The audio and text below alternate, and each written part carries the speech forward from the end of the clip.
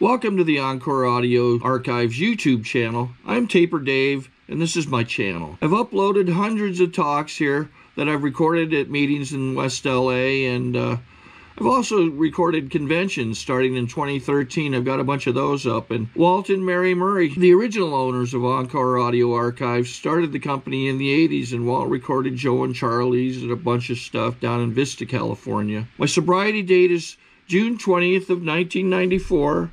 I hope you find something you like, so please like and subscribe to my channel and comment down below. If you want to hear something that I don't have or that you don't see, I'll see that I get it. Anyways, take care and have a great day if you want to. And now let's have a hand for our first speaker, Bill.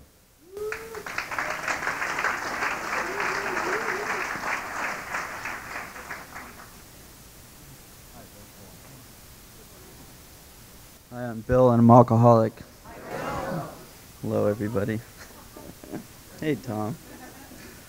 Wow, it's pretty cool to be up here. I guess I'll qualify here. I grew up in Malibu. I've lived in Malibu 25 years. I'm 30 years old. Went to this school until I got kicked out in the 3rd grade. But this used to be our. This used to be where we eat lunch and sell drugs and stuff like that. So, wow. I said I've grown up in Malibu for 25 years. My dad lived out here his whole life. And when he got married, I was born here, moved to the Valley, and moved to Westwood for a year, and then moved back to Malibu for the last 25 years straight. And it's pretty hard to say where my alcoholism started for me. Sometimes I think I was just born that way. I was raised in an alcoholic family. The background of my family is my mom's parents alcoholic. I didn't know the parents before that. I think they were alcoholic as well. My dad was raised ward of the state and grew up in a foster home, which was alcoholic and abusive. And then I guess it all started. I all started acting out. I was a very destructive kid. I never, I don't know if I just never knew or I never learned what was right or wrong. I was very destructive to other people's property. I got in a lot of trouble. The first time I was like, I guess you could say arrested, but I was arrested at the age of 4 years old for pushing a statue in a pool at a house that was being remodeled, and it cracked the bottom of the pool, and the house was down here and the pool was up above a 3-story house, and the water went out through the bottom of that and the whole house slid out in the street. So, but the way I got caught was, I went back the next day because I'd heard of what happened, and there was a window in the garage door that was now in the middle of the street, and I threw a rock through it, and the cops were there, and they chased me on my Stingray bicycle, you know, and I don't know why I did that stuff. I just have no idea. Maybe I was crying out for my parents to like say that's right or that's wrong, you know. I don't know. When I moved to Malibu again for the second time, I was about 5 years old. Shortly after that, I think around 1st grade, it was in the 70s, and there was always a joint on the table or in the ashtray, and you know, it was a lot of kids in my neighborhood, and I hung out with the older kids, and they were smoking pot, and I said, hey, you know, my parents have some of that. I'll get you some. You could show me how to use it. And then I realized right off the bat that it was worth money, and my dad would sell it, and the kids up the street would give me like $5 for a joint, so I could hang out with them, and that's what I did. I hung out with the older guys. I did what they did. We did stuff like I don't know, burglarize, you know, the neighbor's house, and burglarize my own house, and blame it on the neighbor kids. We did all kinds of crazy stuff. And I continued. Drinking came shortly after that. I mean, right around 6 or 7 years old. My mom, my dad didn't drink that much, but was very, I think now as an alcoholic, he is. And I've shared before that I thought he wasn't. But my mom, you know, drank constantly. smoked cigarettes, smoked pot. There was like Quaaludes, cocaine, just about everything in the house. And I think I learned to cope that way. Oh, I wanted to mention one other thing that was sort of baffling to me is that my first breath on the, my mom took morphine for the pain when she was born, and that later became a drug of choice. So when I was born, I was already under the influence. My first breath was under the influence. I just thought that was interesting. I did like they did. It made me feel better. It made me feel like one of the group, and I drank and used. I got into cocaine use when I was in 7th grade, about 12 years old. Some man that, spoke Spanish came over with a huge duffel case of kilos of cocaine to my dad's house, and I hadn't used it yet, and obviously my dad was paying a lot of money for it, so I took some. I took a lot. Maybe I took like a couple pounds of it, and he had like 50 pounds, so I went up the street to the neighbor kids, and I said, how does this stuff work, and how much does it cost, and then I went on a little run there. When I found out how to make it work, it worked. It worked really good. I stopped talking to people. At 12 years old, it freaks me out. I must have lost like 50 pounds. I would go to school. I wouldn't like say a word to anybody. I was using in the bathrooms in junior high school, and I didn't know about AA, and I didn't know what this weird thing was that I had, but I knew it scared me, and it scared me really bad. And at the age of 12 and a half, I was drinking myself to sleep every single day with a 6-pack of Heineken, because that's what my mom drank. It was in the house, and they never said anything about it being gone, so I drank it. And I was already like, it was like, it freaked me out. So at about 13 years old, I got really scared of what I was doing.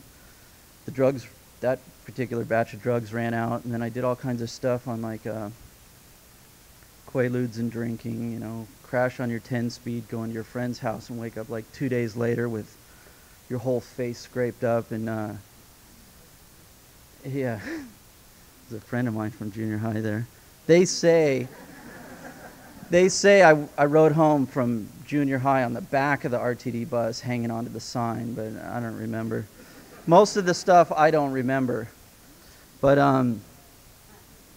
I quit using, and I hung out with a guy who had a little landscaping business at the age of like 13. I was already driving, and mostly just around this area, and not too much on the highway.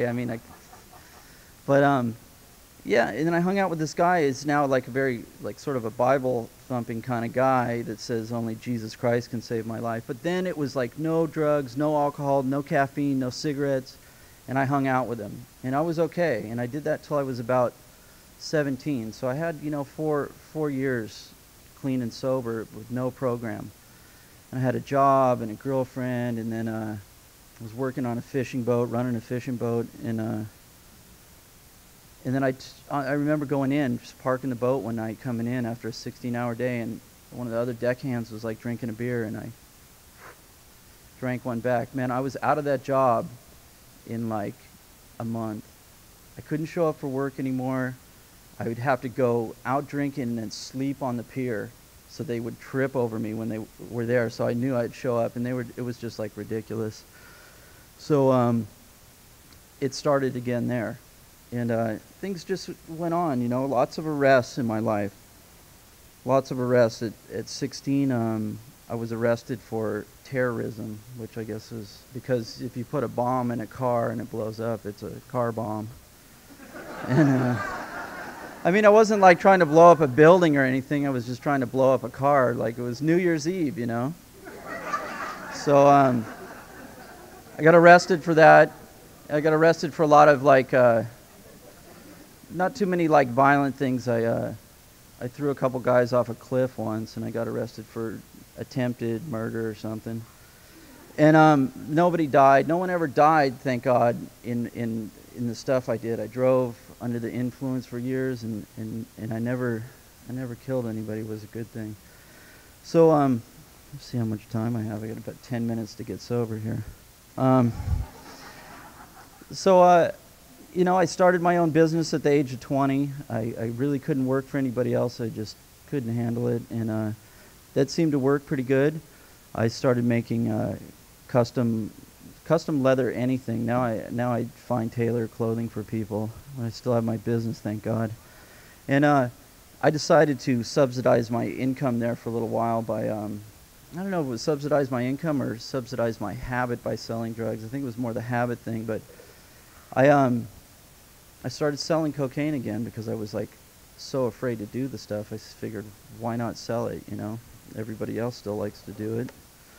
And it gets real weird at about the age 24. I started, you know, using heroin, drinking constantly. I mean, I had an account at the liquor store. I figured me and my employees and friends would go through about 50 or 60 kegs of beer in a summer. And that's about one a day, you know? And it was just always, I surrounded myself with those kind of people. I wasn't really the bar drinking kind of guy. I was more or less like throw the party and watch everybody just get ripped out of their mind kind of guy. And at 24, it wasn't working that good for me, so I decided one day it'd be a good idea to go buy some heroin, and that worked. That shut the voices off. I could go to sleep. I had no fears. It took away everything, and that scared me. So I stayed strung out for about a year until I couldn't take it anymore, and asked the local doctor here to help me get off. And I went to him, and he had me pee in a cup, and took a blood sample, and he goes, you're lucky your kidneys are still functioning. And I go, well, why wouldn't they be? And he said, well, they're functioning at about 10 or 15% of where they're supposed to be functioning. And I had no idea that I was doing that kind of damage to my body. And I got real scared of that stuff, and I decided that I'll stop, So I took like 25 codeine and cut a couple fingers off my hand with a saw one night, and I got off the dope, and I took one of those trips out of town that's going to make you better, and I just drank myself silly, and I drank constantly for another year and a half. I got thrown out of like all the restaurants I used to go to. They just asked me to leave. I go, these people are really nice, they're not going to charge me anything. I didn't realize that I knocked the table over going to the bathroom, and it went through the window and stuff like that, why don't you just go home, And I even got thrown out of the Doom Room. I only drank there twice, and I got thrown out on the second time. That's a local bar for those of you that are out of town. Anyway, I started selling drugs, and I started using drugs, mostly the opiate type, and drinking constantly. I got arrested. I got my dad's house taken away. I got all my roommates thrown in jail. And we were going to court, and it was a big, ugly thing. I absolutely couldn't live with what I did. I started, shooting heroin again. That was the one that worked. Got really strung out. I had a $500 a day habit. I absolutely couldn't get high anymore. I would wake up with like 4 or 5 ounces of whiskey, and I'd wash down maybe 5 Percodan, 5 codeine, 15 Valium, and maybe $100 worth of dope, and they'd get me to sleep for about an hour. And it absolutely wasn't working. I couldn't kill myself. It just wasn't killing me fast enough, and I couldn't live with what I did. And I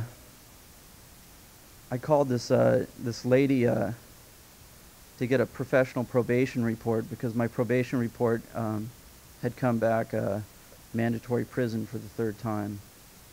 And she was a psychologist or somebody that could help me in that field, And she said it would be about $5,000 for what I needed in treatment, and I absolutely couldn't afford it. And she asked who my attorney was, and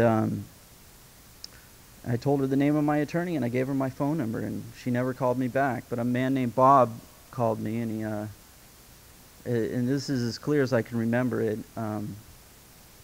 He said, you want to quit using? And I said, yeah. And I told that lady on the phone that I couldn't stop using. And he said he made arrangements, or through him and her or my attorney or whatever. As far as I know, it was Bob that called me up, and he said, we have a place, a hospital you can go to, a treatment place. And I said, great. And talked to him recently about it. I thought I went right on down there. He says I showed up about a week later, but that was neat, you know. And he was there when I came in, and he came to see me, and I have a real poor relationship still to this day with my father. He's very abusive, verbally abusive, and psychologically.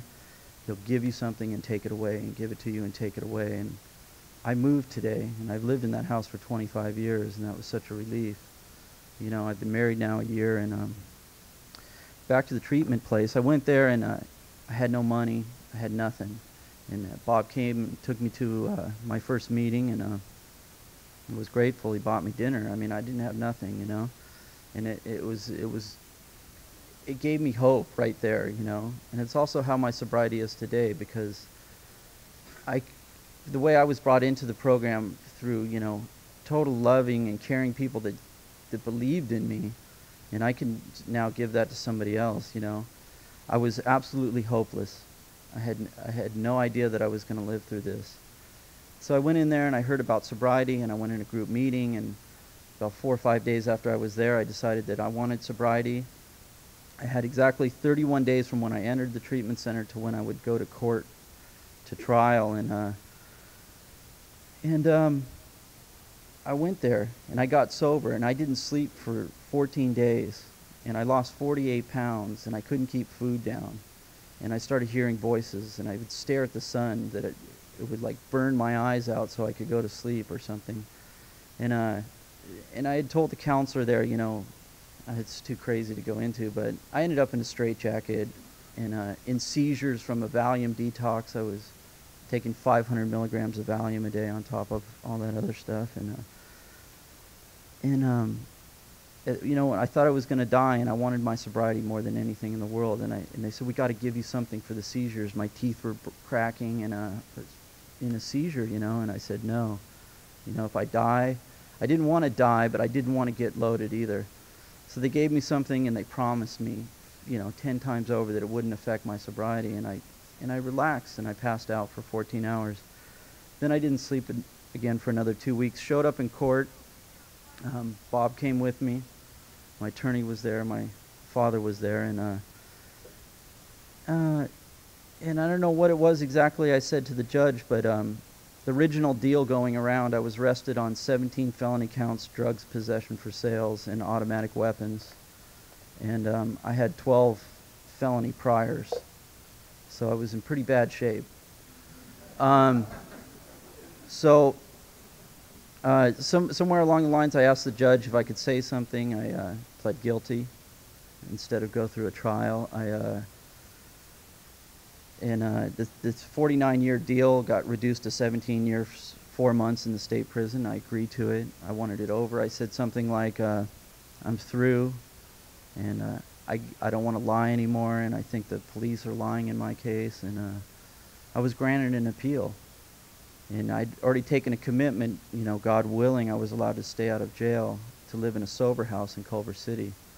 And Bob helped with the treatment and the suggestions to the court about the recovery program, you know. And it was neat. I was given a chance that day I was granted an appeal on the spot. I was asked to see the probation department. I went into the probation department, and they said, you know, come back in a month, we can't see you. I came back in a month, and they said, you don't, I said, you know, oh wow, cool, you know, who's my probation officer? And they said, you don't get one. Mail this thing in, you know. And it's basically, you know, I went to court, I lost my appeal, I went to court, with a lot of people in this room showed up, and I didn't even ask them. They wrote letters, and I've had a chance with a few other people in this room, and to start a meeting at a youth, I guess it's a camp, it's sort of a probation camp, and I go out there every week, and it's amazing, you know. I've seen hundreds of kids out there, and a few of them are sober, and they're calling me, and they said, you know, what's the probation like? And I've been sober a little over 3 years, and in 3 years I went to 18 months of traffic school, you know, 30 miles away. I hitchhiked, I slept on couches. You know, I'm on a 10-year suspended sentence, and I couldn't afford to get a jaywalking ticket. And, you know, and through the program, I've got so much support. People showed up in court. I was allowed to stay out on probation rather than go to prison, even though I lost my appeal. And the program has given me so much. And I'm really grateful, and it's hard for me to remember, because in the first 6 months I really believed and I really thought about it on a minute-by-minute basis that this is all a privilege for me. And you know, my life, when you hear so many people say I know so much less today than I knew when I was new, it's just, I think, you know, I work the steps. I have my own meeting at my house where me and a bunch of guys, we get together and we talk about what's really going on, and it's, I don't need to think about it so much anymore. It's already working in my life. The promises are coming true, and I'm really grateful to be here. Thank you for asking me to share.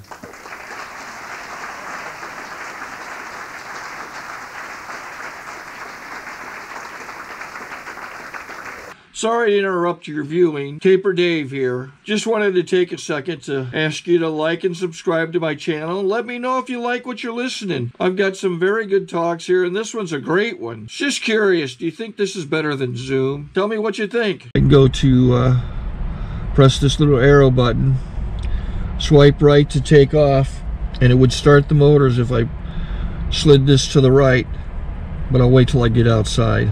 Don't want to do it inside.